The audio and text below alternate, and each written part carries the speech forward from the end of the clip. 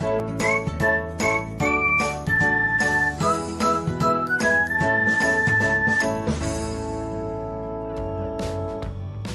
everyone, welcome back to another episode of Technologyglance.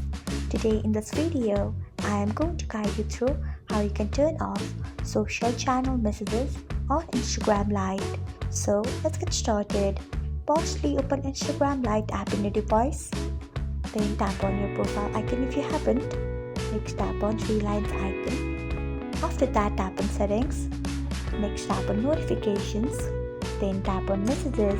Then scroll until you find social channel messages. Then tap on off. So this is how you can turn off social channel messages on Instagram Lite. Thanks for watching. If you found this guide helpful, we would love it if you hit the thumbs up button below.